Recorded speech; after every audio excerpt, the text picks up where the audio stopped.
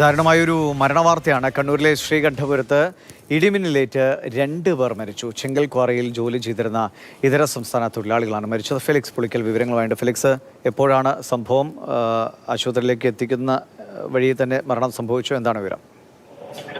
ദിവിഷ്, അല്പം മുമ്പാണ് ഈ സംഭവം നടന്നിരിക്കുന്നത്. അതായത് ശ്രീകണ്ഠാപുരം നെടിയങ് എന്ന സ്ഥലത്ത് ചെങ്കൽ ക്വാറിയിൽ ജോലി ചെയ്യുന്ന ഇതര സംസ്ഥാന തൊഴിലാളികളാണ്. അങ്ങനെ ഭക്ഷണം കഴിക്കാനായി അവർ ഈ ക്വാറിയിൽ നിന്നും അവരുടെ സ്ഥലത്തേക്ക് പോകുന്ന സമയത്താണ് ഇടിമിന്നലേറ്റത് എന്നാണ് നമുക്കിപ്പോൾ ലഭിക്കുന്ന വിവരം. ആകെ മൊത്തം 3 പേരുണ്ടായിരുന്നു എന്നതാണ്. അതിൽ ഒരാൾക്ക് പരിക്കേറ്റിട്ടുണ്ട്. ശേഷിക്കുന്ന ഈ 2 പേരാണ് ഇടിമിന്നലേറ്റ് മരിച്ചിട്ടുള്ളത്. ഇവരെ വളരെ വേഗം പരിയാരം ഗവൺമെന്റ് മെഡിക്കൽ കോളേജിൽ എത്തിച്ചു. പക്ഷേ അതിനു മുൻപ് തന്നെ മരണം സംഭവിക്കുകയാണ് ഉണ്ടായത്. ശക്തമായ മഴയുണ്ടായിരുന്നു.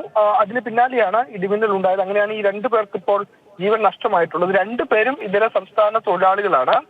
മൂന്നാമതൊരാൾക്ക് പരിക്കേറ്റിട്ടുണ്ട്.